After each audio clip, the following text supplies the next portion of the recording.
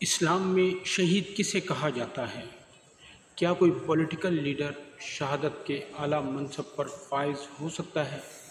اور آج کا سب سے بڑا سوال جو کہ سوشل میڈیا پر اور ہماری بحث اور مباحثے کا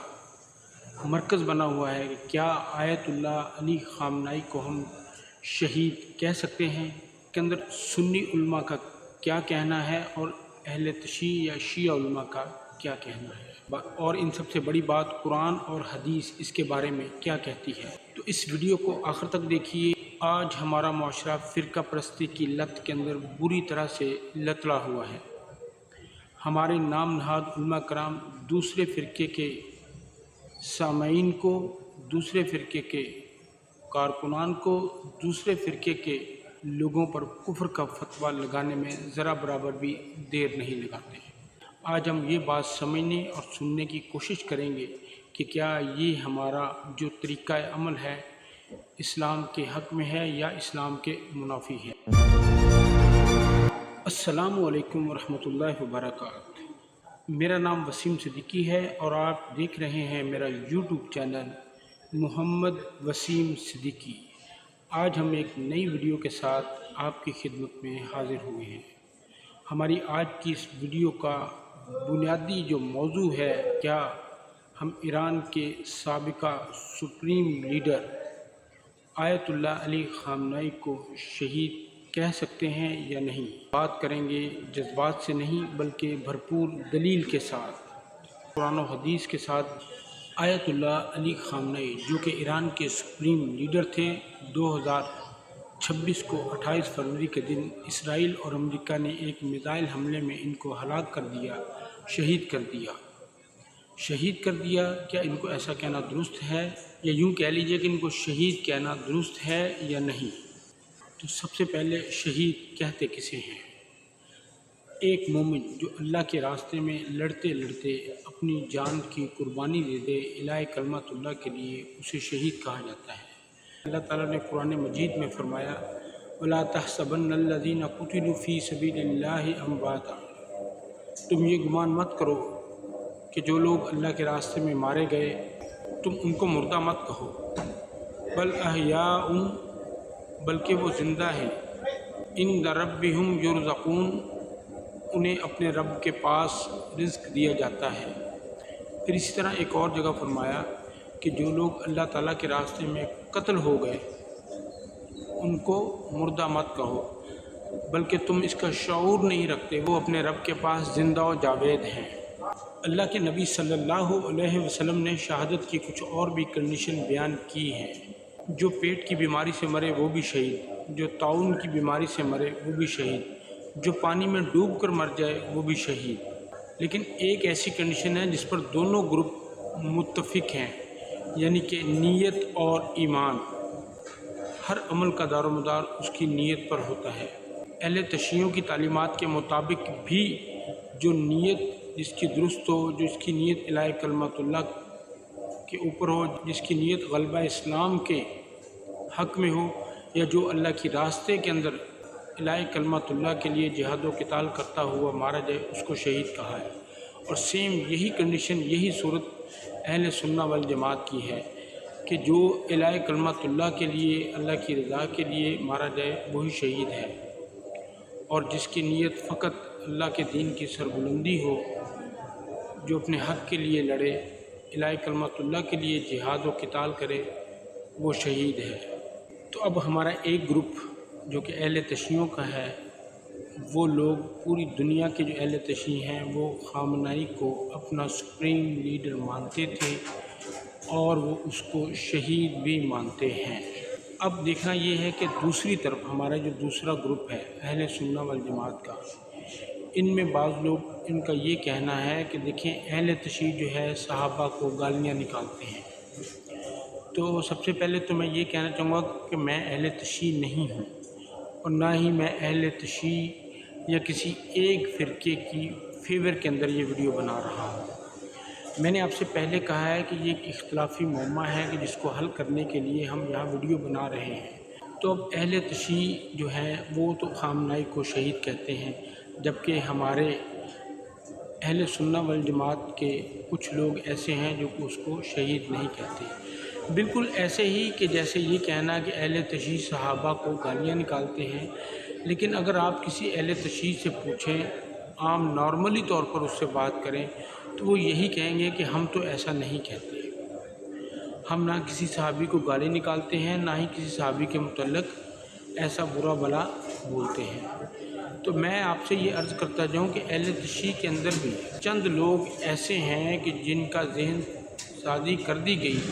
صحابہ کے خلاف بولنے کی، سارے ایسے نہیں ہیں۔ اور اسی طرح اہل سنہ والجماعت کے بھی چند لوگ ہی ایسے ہیں جو کہ اہل تشیع کے اوپر کفر کے فتوے لگاتے ہیں، سارے ایسے نہیں ہیں۔ ہم روزمرہ زندگی کے اندر اہل سنت والجماعت، دیوبندی ہو، اہل حدیث ہو، بریلوی ہو، حتیٰ کہ اہل تشیع ہو، ایک ہی صف میں نماز بھی پڑھتے ہیں، شادی بیاہ غمی خوشی ہو ایک دوسرے کو انوائٹ کرتے ہیں۔ تو عمومی طور پر سارے ہی اہل تشیع ایسے نہیں ہیں، لیکن ہاں یہاں یہ بات میں ضرور کہوں گا کہ کوئی بھی شخص ہو جو صحابہ کے متعلق یا انبیاء کے خلاف یا بزرگان دین کے خلاف کوئی غلط ملط بولتا ہے تو میرے نزدیک وہ اسلام سے خارج ہے۔ بالکل ایسے ہی اگر اہل تشیع میں سے کوئی صحابہ کے خلاف بولتا ہے تو میں یقینی طور پر اس کو مسلمان نہیں کہوں گا، اور بالکل ایسے ہی اہل سنہ والجماعت کے لوگ ہیں جو دیوبندیوں کو یا اہل حدیثوں کو یا وہابیوں کو ان کے اوپر گستاخ رسول کے فتوے لگاتے ہیں اور انہیں کہتے ہیں کہ تم گستاخ رسول ہو، تم رسول کی گستاخی کرتے ہو، جیسے کہ یہ چیز بہت غلط العام ہے کہ بہت سارے سنی لوگ کہتے ہیں کہ تم اللہ کے نبی صلی اللہ علیہ وسلم کو بشر کہتے ہو، وہ بشر نہیں تھے، یہ ان کا عقیدہ ہے، جبکہ دیوبندی حضرات یا اہل حدیث حضرات ان کو دلیل کے ساتھ سمجھاتے ہیں کہ نہیں بھائی ایسی بات نہیں ہے، وہ نبی تھے، بشر تھے، اللہ کے بندے تھے، لیکن اللہ تعالیٰ نے آپ صلی اللہ علیہ وسلم کو ایک عام مسلمان پر فوقیت دی ہے، تبھی تو اس نبوت کے اعلیٰ منصب کے لیے اللہ تعالیٰ نے آپ کو چنا، پسند کیا اور منتخب کیا۔ تو اختلاف تو یہاں بھی ہے، تو اختلاف وہاں بھی ہے، لیکن اب یہ دیکھنا ہے اجتماعی طور پر کہ وہ دیکھیں کہ اہل تشیعوں کے سپریم لیڈر کو جنہوں نے مارا، شہید کیا، تو وہ کون لوگ تھے۔ تو مجھے امید ہے کہ میں اپنی بات آپ تک پہنچانے میں، سمجھانے میں کچھ کامیاب ہوا ہوں، کہ ایک سمجھانے کا انداز ہوتا ہے تو ہمارے ان شدت پسند علماء نے، وہ چاہے اہل تشیع میں سے ہوں یا وہ اہل سنہ والجماعت میں سے ہوں، نہ کہ ہم نے اس چیز پر بحث کی کہ جو دونوں کے اندر یکجا ہے، ایک ہے۔ ہمیں تو چاہیے کہ جو چیز ہم میں ایک ہے ہم اس پر عمل کرتے۔ ہم نے اختلافات کو ہوا دی، ہم نے اختلافی گفتگو کی، ہم نے اختلافات کے ذریعے اپنی تقاریر ریکارڈ کروائیں، ان کے ذہن کو توڑ دیا، کبھی یہ کہتے کہ ہم حق پر ہیں، کبھی وہ کہتے کہ ہم حق پر ہیں، یہ بات چل رہی تھی دوسرے کی تربیت کی، دوسرے کو سمجھانے کی۔ اب دیکھیے اللہ کے نبی صلی اللہ علیہ وسلم کا دور ہے کہ ایک شخص مسجد کے اندر ایک سائیڈ پر کھڑے ہو کر پیشاب کر رہا ہے، تو لوگوں نے اس پر کافی تھو تھو اور واہ واہ کی، جس پر اللہ کے نبی صلی اللہ علیہ وسلم نے لوگوں کو چپ کروا دیا اور پھر اس شخص کو اپنے پاس بلایا اور کچھ پانی منگوایا اور اس کے کیے ہوئے کے اوپر بہا دیا اور اس کو بڑے پیار سے، تحمل سے، ادب سے اور احترام سے سمجھایا۔ یعنی ایک سمجھانے کا انداز ہے۔ آج کے دور کے اندر آپ یہ امیجن کریں، ذرا یہ تصور کریں کہ کوئی شخص، کوئی انسان اگر ایسی حرکت کرتا ہے اپنی لا علمی کی بنیاد پر یا اپنی جہالت کی بنیاد پر کہ وہ مسجد کے صحن میں پیشاب کر دیتا ہے، تو مجھے بتائیں ہم اس کے متعلق اپنی کیا رائے قائم کریں گے؟ یقینی بات ہے کہ اس شدت کا، اس غلط تربیت کا، اس غلط ذہن سازی کا نتیجہ یہ ہوتا کہ ہم اس کو وہیں قتل کر دیتے، اسی جگہ پر اس کو مار دیتے۔ تو میں بھی یہی عرض کرنا چاہ رہا ہوں کہ اہل تشیع سارے ہی ایسے نہیں کہ جو صحابہ کو برا بھلا کہتے ہیں، ان میں سے صرف ایک چھوٹا سا ایسا ایکسٹریم لیول پر جانے والا کچھ لوگوں کا کچھ فرقہ ہے جو کہ یہاں تک جاتا ہے۔ تو محترم بھائیو، یقینی بات ہے جو غلط ہے اور وہ کفر کرتے ہیں۔ بالکل ایسے ہی کہ اہل سنہ والجماعت کے لوگ، میں نے دیکھا ہے، خود مشاہدہ کیا ہے کہ بہت سارے اہل سنہ والجماعت کے لوگ سعودی عرب حج اور عمرہ کرنے جاتے ہیں تو وہ لوگ سعودی لوگوں کے امام کے پیچھے نماز نہیں پڑھتے، ان کے پیچھے نہ جمعے پڑھتے ہیں۔ تو کہنے کا مطلب وہ اپنی نماز الگ پڑھیں گے، اپنا جمعہ یا جمعے کی نماز الگ پڑھیں گے، وہاں جا کر بھی ان کا ایک اللہ تعالیٰ کے جو سب سے پسندیدہ شہر مکہ اور سب سے پسندیدہ جو مسجد اللہ کی مسجد الحرام، مسجد نبوی جو کہ حرم کے علاقے ہیں، وہاں جا کر بھی ان کی شدت، ان کی جو ہے یہ نفرت کی بنیاد پر ان کا جو ذہن ہے وہ بھی یکجا نہیں ہوتا، اس کو نظر انداز نہیں کرتا، بلکہ وہاں جا کر بھی وہ اہل حدیث وہابیوں یا دیوبندیوں کے پیچھے نماز نہیں پڑھتے۔ تو مجھے بتائیں کیا یہ صحیح ہے؟ ایک اہل تشیع کے چھوٹے سے ان لوگوں کو جو کہ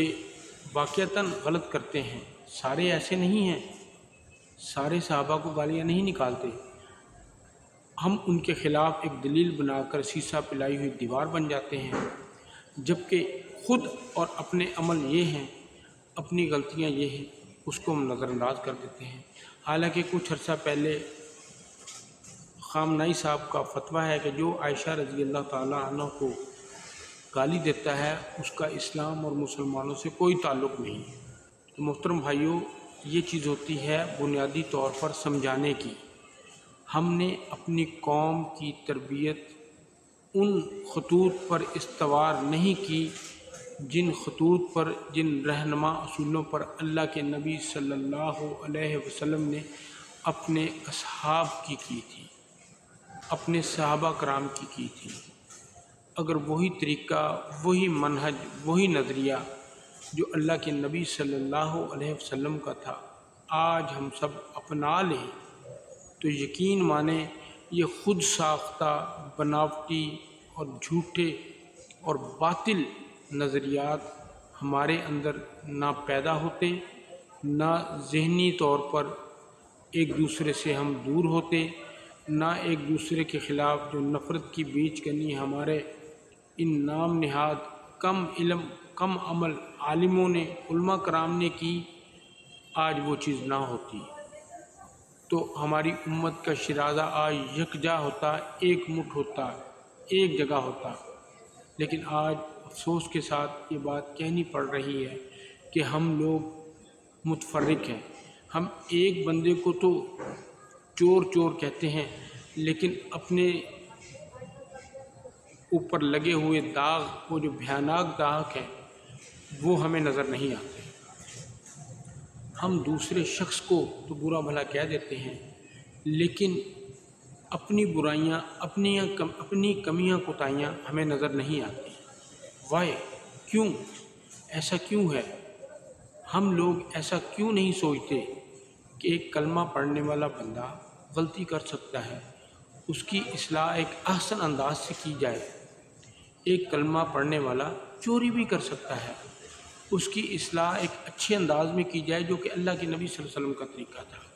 ایک کلمہ گو برائی کر سکتا ہے،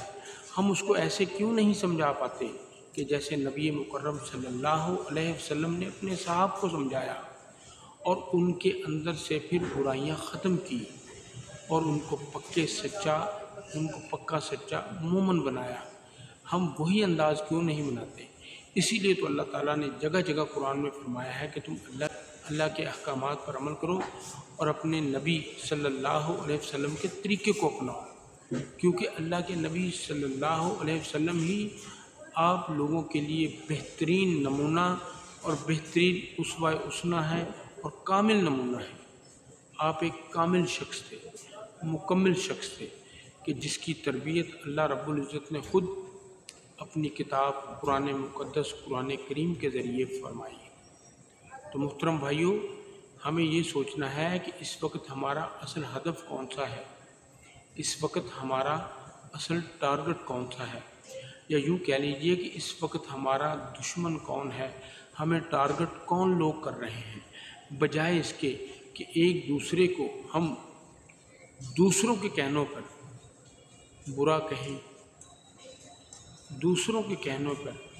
ہم ایک دوسرے کو کافر کہیں۔ نہیں، ایسی سوچ نہیں ہونی چاہیے۔ اب دکھ ہوتا ہے ہمیں یہ دیکھ کر کہ جب ہمارے ہمسایہ ملک کافروں کے کہنے پر ہم پر حملہ آور ہوتے ہیں، ہمیں مختلف ناموں سے پکارتے ہیں، جبکہ ہماری دی گئی وہ قربانیاں جو ہم نے ان کی جان کو بچانے کے لیے، ان کے ملک کو بچانے کے لیے ہمارے اداروں نے اپنی قربانیاں دی، اپنا پیسہ دیا، اپنے سجیلے جوان پیش کیے، اس کو وہ لوگ نظر انداز کر دیتے ہیں۔ اس کی وجہ کیا ہے؟ اس کی وہی وجہ ہے کہ ہم نے رہنما غلط چنے، ہم نے اپنے مربی غلط چنے، ہم نے اپنے تربیت کرنے والے انسٹرکٹر غلط چنے۔ ہونا تو یہ چاہیے تھا نا کہ ہماری تربیت کا معیار وہی ہوتا جو اللہ کے نبی صلی اللہ علیہ وسلم نے اپنے اصحاب کی، مگر وائے افسوس کہ ہم نے اپنے اپنے امام پکڑ لیے، ہم نے اپنی اپنی فقہ پکڑ لی، ہم نے اپنی اپنی رائے پکڑ لی، جس بنا پر آج ہم اپنے ان اختلافات کو بہت بڑا کر کے بیان کرتے ہیں کہ اس نے میرے ان کو ایسا کہا، اس نے میرے اماموں کو ایسا کہا، اس نے میرے بزرگان دین کو ایسا کہا، لہذا وہ کافر ہے، وہ فلان ہے، وہ یہ ہے، وہ ہے۔ تو جس کا نقصان کیا ہو رہا ہے؟ تو خوب یاد رکھ لیجئے اس بات کو اچھی طرح، غلطیاں ہر جگہ، ہر صورت، ہر موقع پر موجود ہیں۔ ضرورت اس بات کی ہے کہ اپنے اعمال کا رخ اسی سمت موڑا جائے جس سمت اللہ کے نبی صلی اللہ علیہ وسلم کے اصحاب نے اللہ کے نبی صلی اللہ علیہ وسلم کے احکامات پر موڑا۔ ضرورت اس بات کی ہے کہ ہمیں پہچاننا چاہیے کہ سیدھا راستہ کون سا ہے، اسٹریٹ لائن کون سی ہے، خط مستقیم کون سی ہے، صراط مستقیم کون سی ہے۔ تو ہماری ویڈیو کافی لمبی ہو رہی ہے، میں اپنی بات کو ذرا مختصر کرنے کی کوشش کرتا ہوں تاکہ ہمیں اپنا موضوع سمجھ آ سکے۔ اب بہت سارے لوگ یہ کہتے ہیں کہ وہ لوگ صحابہ کو گالیاں دیتے ہیں۔ بالکل جی، ان میں جو گالیاں دیتے ہیں ان کا اسلام اور مسلمان اور اللہ کے نبی اور صحابہ سے کوئی تعلق نہیں۔